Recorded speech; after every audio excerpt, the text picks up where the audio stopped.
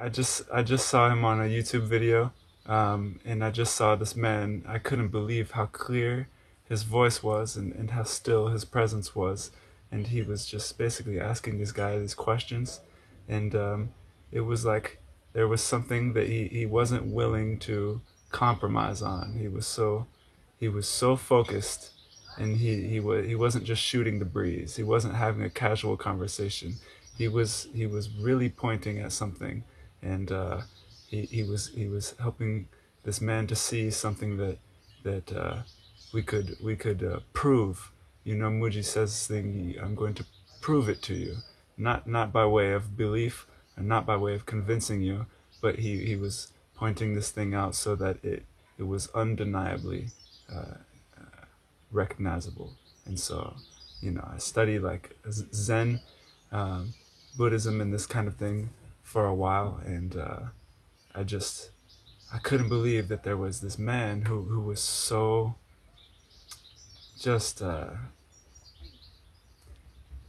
so effortlessly focused. Yeah.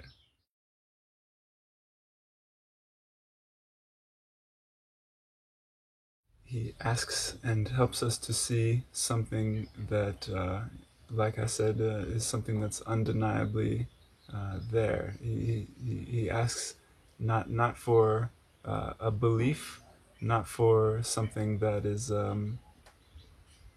It's not for something that's later on. It's not something that you can use even. It's something that you verify as yourself. So it's in a way coming to know yourself. I would say to a speaker, we're studying the reality of ourself, and we're investigating all of our ideas about who we are, and we are really putting to the test what we conceive to be true, and what is real. Well, it was like the Buddha who said that all the suffering in the world is the result of a false identity or a false sense of self.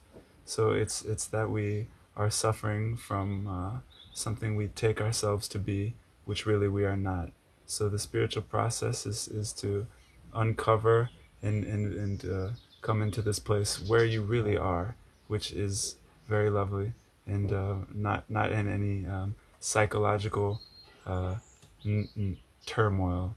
It's without neuroses, and it's without conflict. So that's to discover yourself without conflict. Yeah.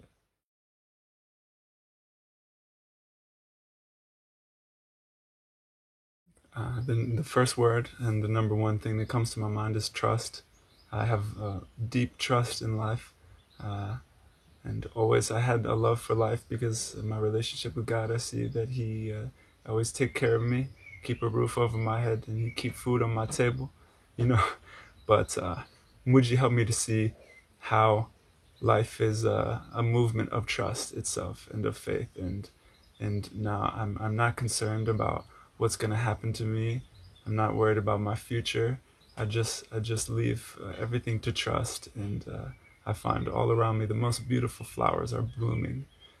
Life is effortlessly natural. It is trustworthy.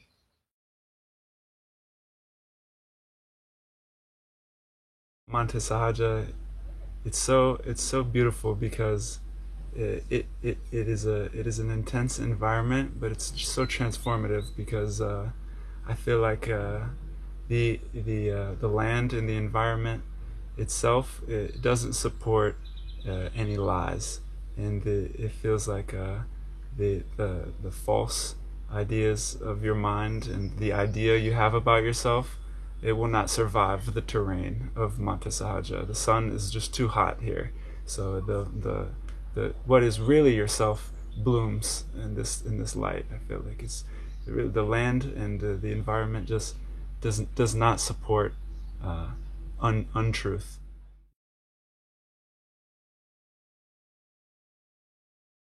I could say a million things, but just the other day at Satsang, he said this thing that really I was glued into a silence for so long, and I didn't think that any emotion or anything like this would come. And he said this thing, just a simple prayer, he said, may the spirit of love and truth again become contagious among the human family. And this touched me so deeply, it just pulled the tears from my face.